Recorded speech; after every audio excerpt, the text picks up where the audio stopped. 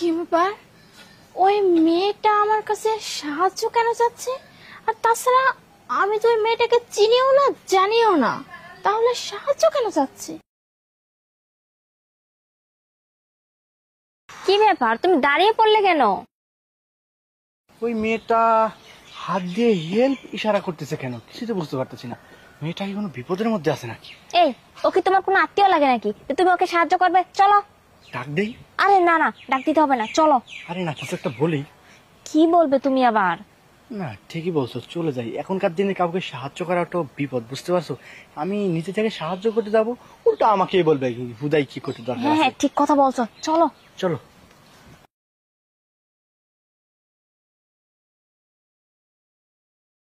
কি মেয়েটা হেল্পের জন্য আমাকে ইশারা করছে কেন? এই ছেলে, এই দাঁড়াও।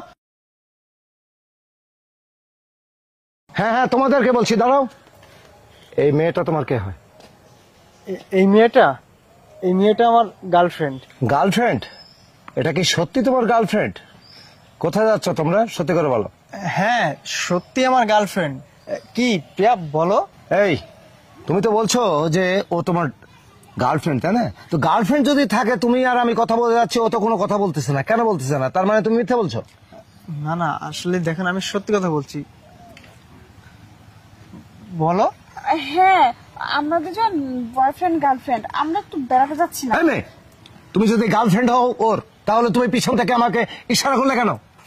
কই, আমি তো ইশারা তো হ্যাঁ, তুমি তো ইশারা করছিলে, ওই জন্যই তো আমি তোমার পিছে পিছে এলাম। হ্যাঁ, আমিও দেখছি যে উনি ইশারা করতেছে আপনাকে বারবার, কিন্তু কেন করতেছে? আর এখন বলতেছে যে গার্লফ্রেন্ড। দেখেছো দেখেছো, ইশারা কিন্তু আমাকে যে করছে এর প্রমাণও কিন্তু আছে। হ্যাঁ, আসলে মানেটা আমি আপনাদের বলছি। ওই যে রাস্তায় ওখানে একটা সিসি ক্যামেরা আছে, সামনে একটা সিসি ক্যামেরা। হ্যাঁ, আসলে বর্তমান আমাদের সমাজের যে অবস্থা, মানে কেউ যদি বিপদে পড়ে, আসলে মানুষ কি সাহায্য করে নাকি পাশ কাটিয়ে চলে যায়, এটা একটু পরীক্ষা করার জন্য আমরা দুজন এই নাটকটা সাজিয়েছি। মূলত দেখেন, আমাদের যদি বাচ্চা কাচ্চারা হয়, তারা যে রাস্তায় চলবে, একটা যদি বিপদে পড়ে, তাদেরকে হেল্প করবে কিনা, এই পরীক্ষাটা করার জন্যই আমি ছোট্ট একটা নাটক সাজিয়েছি। আর যদি বিশ্বাস না হয়, তাহলে আপনারা দুই সিসি ক্যামেরার ফুটেজটা চেক দিতে পারেন।